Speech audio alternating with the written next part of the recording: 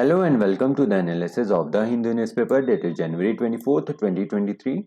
In this video, we are going to talk about two important newspaper articles which are going to be very important, very significant for the civil services examination. Now let's start this video with the first important newspaper article. Now the first newspaper article talks about the basic structure of the constitution. Now the basic structure of the constitution finds a mention in the GS paper 2. It's very important, very significant. Now the basic structure of the constitution doctrine came about in the 1973, that is Keshavanand Bharati versus Union of India, right?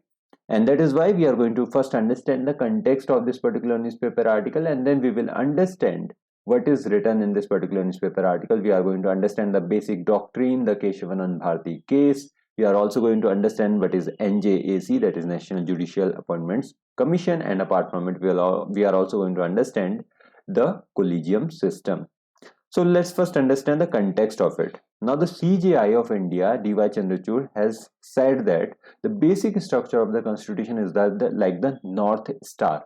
It is an unfailing guide which will always guide the judicial decisions. Now this comes at the time when the Vice President of our India, that is Jagdeep Dhankar, had said that basic structure doctrine introduced by a 13-judge bench 40 years ago in Keshavanand Bharati case diluted the parliamentary sovereignty. So here we are talking about the two things. First is the basic structure doctrine and the second is the parliamentary sovereignty. What is more important for us, whether it's parliamentary sovereignty or the basic structure doctrine which has guided the judicial decisions? Now the opinion of the Vice President and the reply from the top judge have come amidst an ongoing verbal skirmish initiated by the government over the striking down of the 99th constitutional amendment. Now the 99th constitutional amendment had been struck down in the 2015 by the Supreme Court in Supreme Court Advocates on Record versus Union of India in the 4:1 majority decision of the Supreme Court. Now this particular statement is regarding the fact that the government thinks that the judiciary does not want any kind of reforms, and the NJAC Act was going to bring about the reforms in the judiciary. Now the government is now vying after a gap of nearly 8 years for a stronger, if not dominant, support in the judicial appointments to the constitutional courts. Now at this particular point of time, we have the collegium system, which basically comprises of 5 judges. One is the Supreme Court Chief Justice, and then we have the 4 other senior most judges. Now they are responsible for the appointments of the judges in the High Courts and the Supreme Court. But the government says that we also want in regarding the appointments of the Supreme Court judges as well as the High Court judges. This is the basic skirmish over here, or this is the basic tussle over here regarding the appointments of the judges of the Supreme Court and the High Court. Now what is NJAC? NJAC was basically a body responsible, or it was going to be made a body responsible for the appointments and transfer of judges to the higher judiciary in India. And it was basically NJAC bill was sought to replace the collegium system of appointment of the judges to the Supreme Court and the High Courts. Now, this particular NJAC bill was going to bring about Article 124A, which was going to provide for the composition of the NJAC Commission. Now, the NJAC Commission was going to basically be responsible for the appointments of the Supreme Court and the High Court judges. And this particular appointment commission, which was going to comprise of 4 types of people. First one is the Chief Justice of India, who was going to be the chairperson and the ex officio. And the second one was going to be, the second part was going to be of the 2 other senior most judges of the Supreme Court. The third one was going to be the Union Minister of Law and Justice, who was also the ex officio. And apart from it, 2 other eminent persons were also going to be responsible for the appointments or the decisions in the appointments commission. Now these 4 types of people were going to be responsible for the appointments of the High Court and the Supreme Court judges. Now the addition was here of the Union Minister of Law and Justice and 2 eminent persons.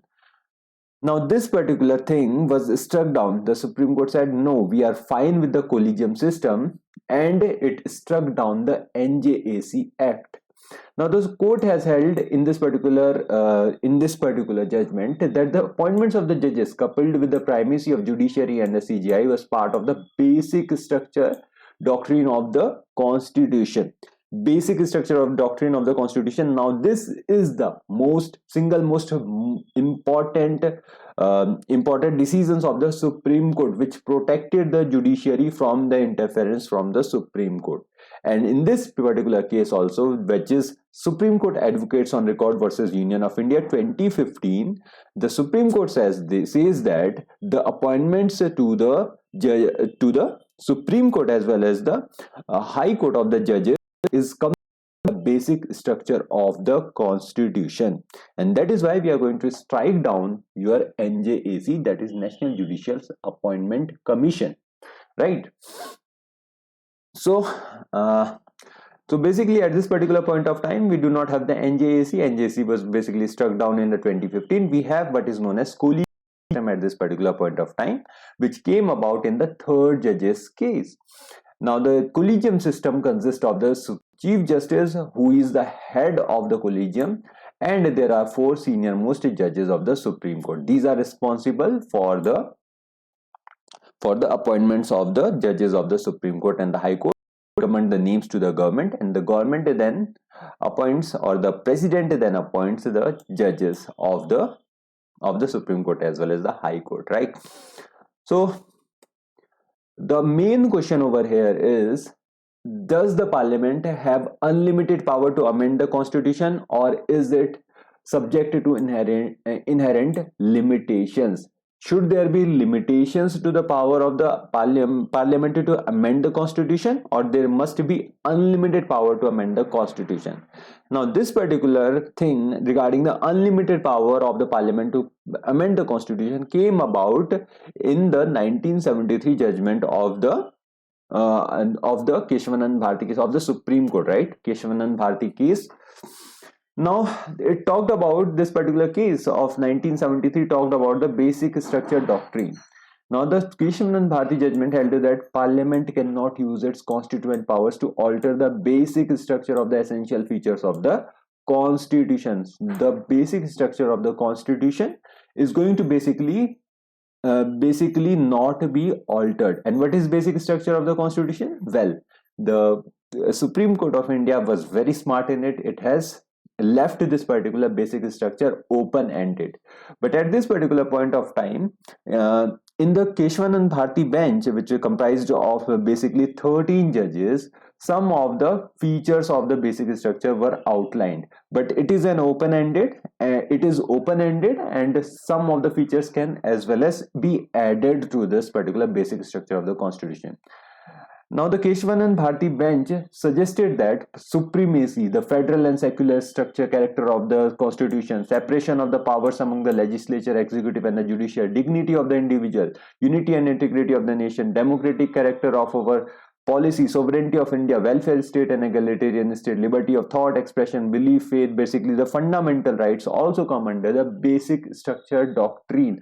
This particular basic structure doctrine is open-ended, and more of the features can be added to the basic structure of the Constitution, right?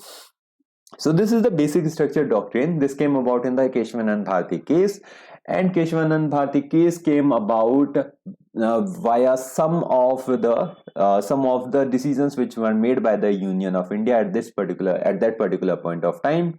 So basically, when the 1971 elections came and the Indira Gandhi government came into being, by raising the slogan of Garibi Hatao, which with 350 seats out of the 540 seats, they brought about some of the changes via the constitutional amendments. So the government is smarting primarily under the Supreme Court's Golaknath verdict, which upheld the power of the judicial review of the constitutional amendments, introduced several constitutional amendments. Now, the first kind of constitutional amendment was the 24th Constitutional Amendment 1971, which basically changed the Article 13, a provision which mandated that no law could take away or abridge the fundamental rights, right? So in 24th Constitutional Amendment Act 1971, a constitutional amendment cannot be rendered void merely because it infringed the fundamental rights. And Article 368 was also modified, a provision which dealt with the constitutional amendments to enable the parliament to add, vary, or repeal any article of the constitution was also modified, right? So this was basically the result of the 1967 Golaknath judgment. Now, in the Golaknath judgment of 1967, the Supreme Court had interpreted the term law in Article 13, Clause 2 to include constitutional amendments too. But in 1971, the Union government decided that it was going to basically infringe on some of the fundamental rights of the citizens. But in the 13th judge bench, which we know as the Keshwanand Bharati bench of 1973, upheld the parliament's power to amend the constitution as long as it adhered to the basic structure or essential features. So you basically have to adhere to the basic structure doctrine if you want to amend the constitutional amendments, right? This was basically said in the 1973 Keshwanand Bharati case. And there is also another constitutional amendment, which was basically the 25th constitutional amendment in 1971, which introduced Article 31C. Now, the Article 31C basically implemented the directive principles of the state policy under Article 39B and C for distribution of material structures of the community and to prevent the concentration of the wealth. Now, these words are very good, but the government's aim was very malicious. It was to facilitate nationalization of the industries and the socialist measures. Now, the amendment that is the 25th constitutional amendment, mandated that any law enacted with this objective cannot be deemed void on the ground that it was inconsistent with the fundamental rights. So basically, another infringement of the fundamental rights in this particular case. And the later half of the 31C added that such a law would be outside the judicial review. That is, the Supreme Court cannot review this particular law, this particular act or this particular article. And this basically was a challenge to the judiciary. And in fact, even a petition cannot be filed in the court challenging such a law. In short, the amendment gave directive principles primacy over the fundamental rights and the judicial review of the apex court. So this was basically not acceptable to the Supreme Court. So the 13th judgment invalidated the part of the Article 31C, which took away the power of the judicial review of the court, and the judicial review power was basically reinstated. Now, what is judicial review? Judicial review is basically a type of court proceeding in which a judge reviews the lawfulness of the decision or action made by the public body. Public body, basically the legislature, right? So in other words, judicial reviews are a challenge to the way in which the decisions can be made rather than rights and wrongs of the conclusions reached, right? So judicially basically holds the legislature accountable for some of the amendments or some of the changes it is going to make. Now let's talk about the Keshwanand Bharati case again. So, however, the Keshwanand Bharati case gave no relief to the petitioner here when it upheld the 29th constitutional amendment, which incorporated two land reforms. Now, the Keshwanand Bharati, who was basically the resident of the Kerala, was not getting any relief. He was taken out of the blue and he became the most important person in the country at that particular point of time. But the thing he filed the petition for, that is the Land Reforms Act of 1963 in Kerala, it basically was not given to him. His land was not given to him, but we came about in the basic structure doctrine.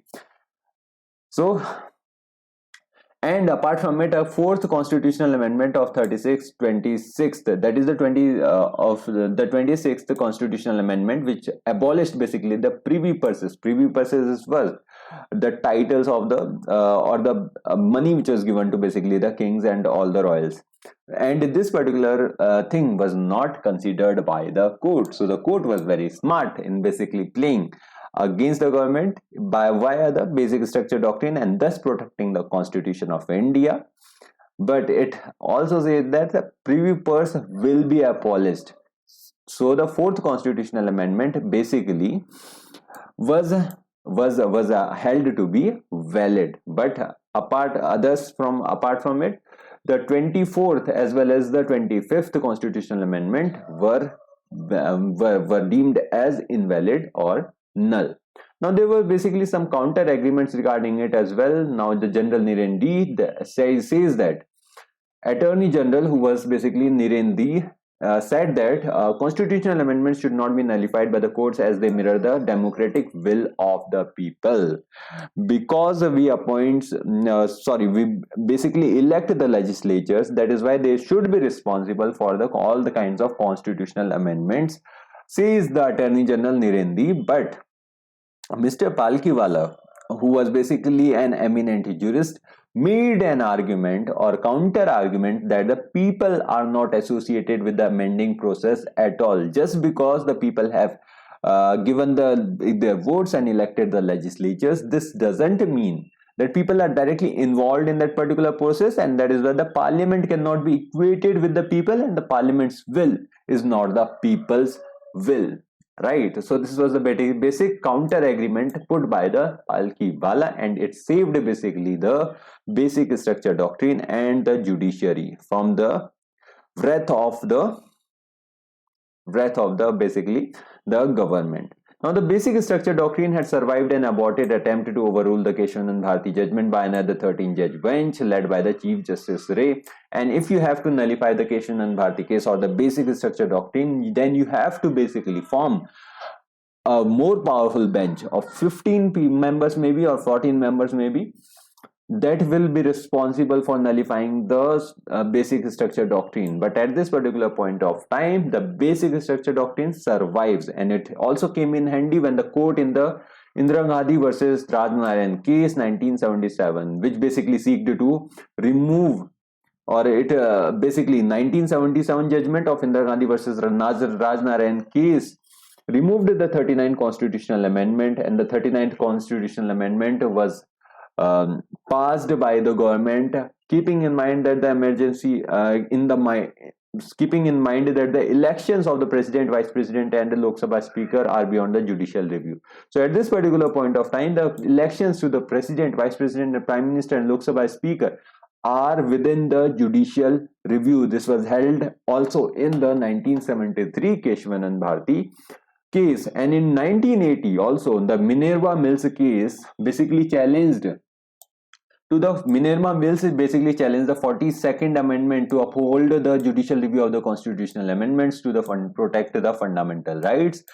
So basically the basic structure doctrine again was upheld by the Supreme Court, right? So this is it regarding this particular newspaper article. This is a very important newspaper article, though a very lengthy important newspaper article, but at the end of the day it's very significant, so you should read it, and we have also discussed it basically. So this is it regarding this particular newspaper article. Let's now head to the next important newspaper article. Now this particular newspaper article talks about the sovereign green bonds, which are basically now going to be issued by the Reserve Bank of India. And why is this article important? This article is important for the GS paper 3, that is conservation, environmental pollution and degradation, environmental impact assessment, right? So let's first understand the context of it, and then we will understand what are the sovereign green bonds, or basically the green bonds. So the sovereign green bonds issued by the Indian government will not have any restrictions on the foreign investment, says the Reserve Bank of India, and such securities will be counted as the specified securities under the fully accessible route, the central bank said in a notification. This particular notification was basically issued in January 16th, I guess. And the RBI had earlier this month announced an auction of 160 billion rupees of sovereign green bonds. So the auction is being carried out by the government, but this particular auction has been announced by the Reserve Bank of India.